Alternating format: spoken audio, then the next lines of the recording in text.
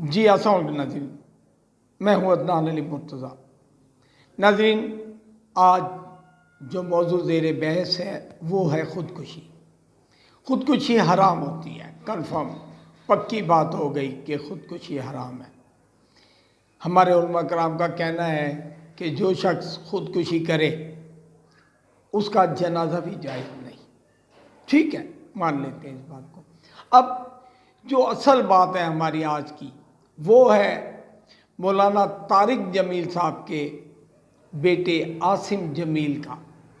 आसिम जमील जो 10-12 दिन पहले सीने पे गोली लगने से जान बहक हो गया। जो लोग मौलाना तारिक जमील के ख़िलाफ़ थे उन्होंने तो इसको फ़ौरन ही ख़ुदकुशी करार दिया। उसके भाई ने भी कहा कि उसने अपने आप को गोली मारी। ठीक है, गोली उसके हाथ से चल गई। जब गोली चल जाती है, जो उस टाइम जिस बंदे को गोली लगती है वो ख़ुदकुशी नहीं होती, उसको आप शहादत का दर्जा दे सकते हैं, क्योंकि वो कुदरती एकदम मौत आई है, उसको कोई कुदरती मौत नहीं थी। अब वो जो आसिम जमील एक पढ़ा लिखा और दीनी मामलात में भी किसी से कम नहीं एक नौजवान था, मौलाना तारिक जमील साहब का बेटा, वो ज़हनी मरीज़ था। जब उसकी उम्र 11 साल थी ना, उस वक़्त से वो बीमार था, ज़हनी मरीज़ था। उसको दौरे पड़ते थे, फिट्स पड़ते थे। वो किसी किसी वक्त आपे से बाहर निकल आता था और ऐसी हरकतें करता था जो एक आम इंसान नहीं कर। ये बात उसके आसिम जमील के क्लास फेलोज़ ने भी बताई, उसके जानने वाले लोगों ने भी बताया कि ये ज़हनी मरीज़ था, किसी किसी वक्त इसको दौरे पड़ जाते थे। अब हुआ ये कि अपने गनमैन की बंदूक गन लेकर वो बंदा गया, जहाँ वो बैठा उसने उसकी गन चेक करते हुए वहाँ उसको फिक्स पड़ा होगा, दौरा पड़ा, जो भी था, उसके हाथ से गोली चल गई जो कि सीने में लगी। अब एक बात आपको वादे बता दूँ, आज तक जितनी भी खुदकुशियाँ हुई हैं उसमें लोगों ने अपने आप को यहाँ और यहाँ सर पर, कनपट्टी पर गोली मार कर ज़िंदगी का ख़ात्मा किया, या फंदा लटका लिया, या तेल डाल दिया, अपने ऊपर आग लगा दी। मगर सीने में गोली, खुदकुशी वाला सीने में नहीं मारता गोली। सीने में गोली लगी अचानक, और जब अचानक गोली लगती है तो उसको हम शहीद का दर्जा भी दे सकते हैं।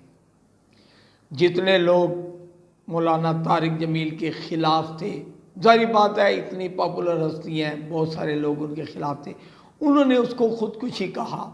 उन्होंने कहा कि इसने अपने आप को खुद मारा। अब इसमें 2-3 चीज़ें आ जाती हैं। अपने आप को खुद मारा मीन खुदकुशी, मगर जो ज़हनी मरीज़ है उसके हाथ से गोली चल गई।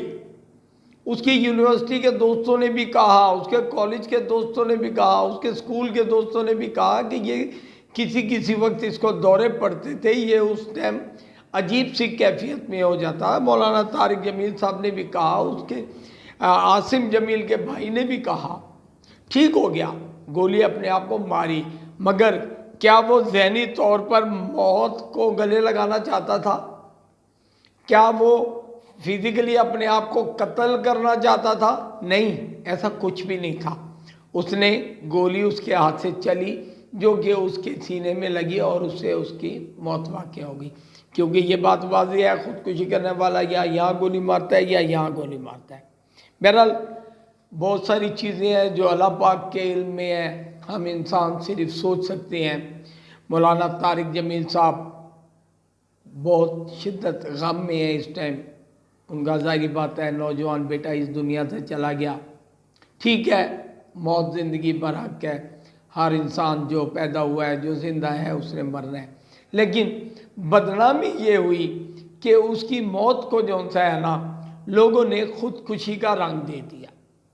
फिर वादे करता चला जाऊंगा कि जितने मुंह उतनी बातें। बहुत सारे लोग मौलाना तारिक जमील के ख़िलाफ़ थे, उन्होंने, और बहुत सियासी भी।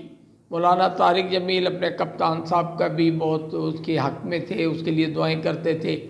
कुछ लोग इस मामले में भी उनके ख़िलाफ़ थे जो पीटीआई को अच्छा नहीं समझते थे, वो मौलाना साहब को भी अच्छा नहीं समझते थे, क्योंकि मौलाना साहब जो उनसे है ना, वो पीटीआई को बहुत ज़्यादा करीब थे पीटीआई के।